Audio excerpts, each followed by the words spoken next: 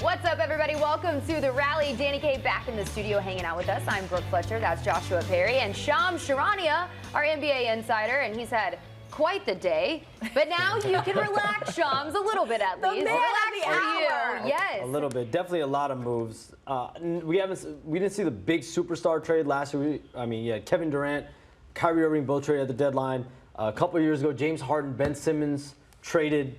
And so this year we didn't see that superstar, all-star caliber player traded, but obviously a lot of teams shoring up a lot of needs across the league. Yeah, there weren't any like fireworks, I guess you could say, but let's take a look at some of the bigger moves that we saw leading up to the trade deadline. Listen, we saw the Sixers, they added Buddy Hield. Meanwhile, the Thunder, they brought in veteran Gordon Hayward. So Shams, what do these moves indicate here? Well, I think for Buddy Hield going to the Sixers, they needed scoring, they needed shooting, someone that can help Tyrese Maxey out, Tobias Harris out in that rotation. They're going to be without Joel Embiid until for the next 1 to 2 months. So they needed to go get a player. They looked into Alec Burks. They looked into several guards on the market. Gordon Hayward as well was a name that they looked into. But getting Buddy Hield, he's an expiring contract. Let's see if they can re-sign him as a free agent. And I think, to me, the Knicks won the trade deadline. Getting Bojan Bogdanovic, Alec Burks, without having to give up a first-round pick. And you think about they get OG Anunoby, Bojan Bogdanovic, and Alec Burks at this deadline. They did not have to trade a single first-round pick. Yes, you lose Quentin Grimes. That's a tough loss. I think Quentin Grimes is a guy that a lot of teams feel like has potential. Perfect player for a team like Detroit that's clearly on the rebuild. Knicks are trying to win now. And with OG Anunoby out for at least 3 weeks with elbow surgery, I think that's a great player, a couple players that can help them with playmaking. And then Gordon Hayward. I mean, you think about Oklahoma City, one of the youngest teams in the league, one of the best teams in the Western Conference, but getting a guy like Gordon Hayward in there that can help the younger players out, and also if there's a guy that might not be playing well or in foul trouble, to be able to put in Gordon Hayward, they didn't have that on their bench before. So I think Gordon Hayward was a massive pickup, and elsewhere in the league, I think Royce O'Neal going to Phoenix, I think that was a big pickup for them. They traded away a few minimums that don't play for them, a few second-round picks. So he's a guy that'll help shore up their postseason rotation. I absolutely agree with you on the Knicks winning the day today, because they're more balanced today than they were coming in to this lovely Thursday here, because now they've avoided sending out any first rounders in that Pistons swap, which is a huge deal for continuing to build on what they already have. But now they needed, coming into today, some depth and some offense. And that's exactly what they got with Bogdanovic adding into their roster here. It's going to take some pressure off of Jalen Brunson. And also Julius Randle being out, that's a problem as well. OG Anunoby is going to be out for a minimum of 3 weeks, it's looking like as well. That's a huge, huge loss for them. But now they've got an added player and a couple added additions here that can really help them out. I completely agree with you that the Knicks won the day. Yeah, the Knicks, for me, it's always been interesting. Like, last few years, you can see that they were talented. Obviously a team that a lot of people have interest in, but I never took them seriously. Like, I didn't think that they were ever for real. And right now they're surging up through the Eastern Conference, which I think is huge. But being aggressive like this at the deadline and making really savvy trades tells you exactly where they think this organization can be, which is a title contender by the end of the year. Now, one of the moves that we haven't talked about yet, and I know you were excited about this one earlier, Danny, you got Patrick Beverley going to Milwaukee, so I got to hear the thoughts on that. Well, I just mostly think it's hilarious that Shams might have gotten scooped by the guy himself. I know. What was your reaction when you're like, what's going on here, Shams? That's what got me most excited. Well, Pat Bev is a member of the media. He has his own podcast, so I think he's well within his rights to tweet how he wants to tweet and break news on what he wants to break news on. He is a member of the media, like Draymond Green, Paul George, etc. Well, listen, we know Pat Bev and Doc Rivers, they have that history together. So what was, maybe what was the reasoning behind bringing a guy like Pat Bev to the Bucks? Defense. Yes. I don't need to say anything. Yeah.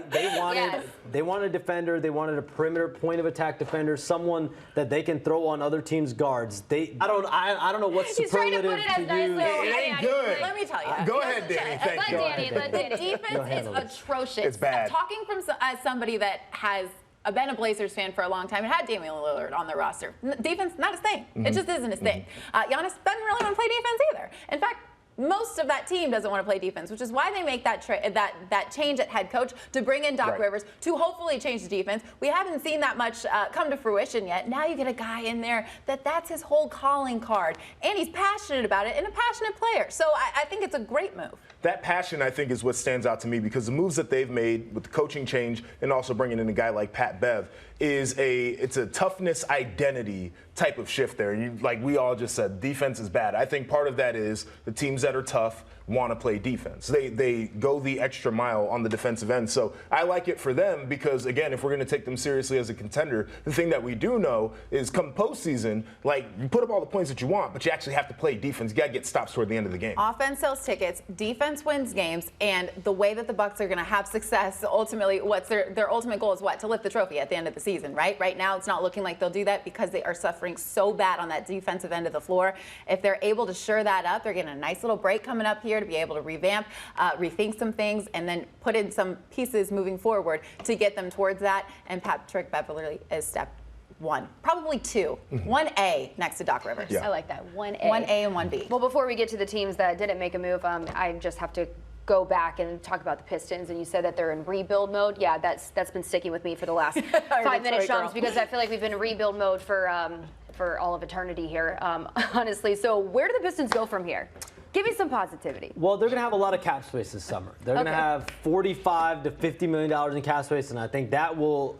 You see what Houston did this past summer, signing Fred VanVleet, getting Dylan Brooks in free agency, Jock Landale. The Pistons will be that team this summer that will have a bunch of money to spend on veteran players. And so one player to keep your eye on in Detroit, Miles Bridges. And we know, the off-court stuff that he's been through over the last year or so. That is you think about players that make sense there. They're going to be in the market for talent. They're obviously talent deprived. But I think this trade deadline, going out and getting Quentin Grimes, I do think he's a nice young player to add to your mix. But they need more NBA bodies. They need players that can play at the NBA level. All right, Shams. Another move today made, Brooke, was Killian Hayes getting waived. Yes. He was their number 7 overall pick in the 2020 draft, I believe. So that's someone that they drafted very high. Troy Weaver's first ever draft pick as general manager, getting waived about 4 years later. Yeah, so it's not going well. Not great.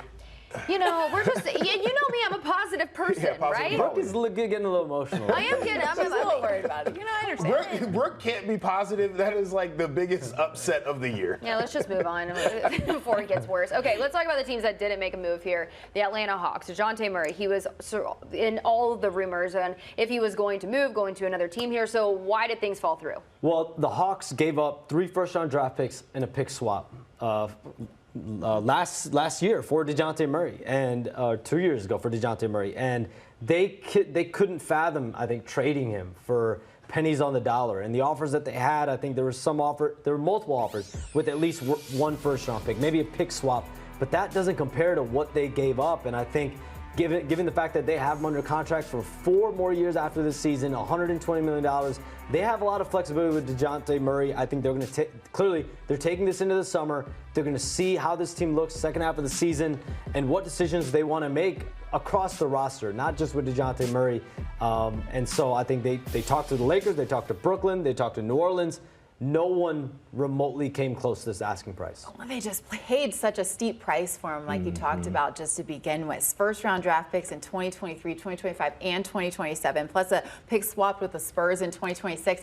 That's a lot for a guy that they thought was going to be just a strong backcourt running mate with Trae Young. You were going to get some defense, you were going to get some rebounding, and now you have the two of them there, and you're looking at playing game positioning, and that's where you're ultimately looking like you're going to settle for. It's a rough day for Atlanta. Yeah. But it's also a rough day here in Chicago because another team looking at the play-in. The Bulls, they have yet to make a trade or a move at the trade deadline here, and so why didn't they trade DeMar DeRozan or even Alex Caruso? Well, for DeMar DeRozan, there just was not a significant offer out there. Given the fact that he is going to be a free agent coming up in the offseason, teams are going to want to know, is he going to stay with us? What's going to happen there? There just was not much traction on a deal. Few teams interested for sure. I think the Bulls have shown interest. They want to keep him long-term. DeMar DeRozan has been to multiple all-star teams with the Bulls. And I think when you think about the impact he's had with Kobe White, a lot of the young players, Kobe White's emergence, that's been with DeMar DeRozan by his side a lot of this season. So I know from a fan perspective, it's tough not moving DeMar DeRozan. But if you're not getting the value for him, if you're not getting players back that are better than him, it's just tough.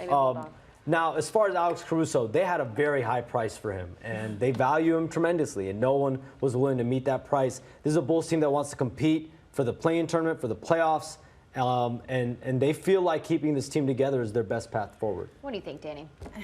I just think that the Bulls really wanted it to be like a slam dunk when they brought Lonzo Ball in, and then he got hurt, and now they just like don't know what to do. So playing for the play-in game is the ultimate goal, which I don't think should be, and that part is tough to see here in the city. DeMar DeRozan, I actually thought, Shams, coming into today, the fact that he was a free agent coming up was actually going to be more appealing to teams that were trying to win right away, have him come in and then like don't really care what happens after that. I actually thought that would be a more appealing aspect. So I was kind of surprised that he didn't go anywhere, even though your reports coming out said that that probably wouldn't happen. But yeah, the Bulls' commitment to continuing with this same core is really tough to watch, because it just kind of makes me question what the organizational goals are moving forward. Yeah, and I'm telling you right now, with DeMar DeRozan, it's a little bit of a game of roulette that they're playing here too, because you mentioned Lonzo and his injury, and I don't know how many people have confidence that he's going to come back, and he'd probably know better than other people because he's inside that building there. But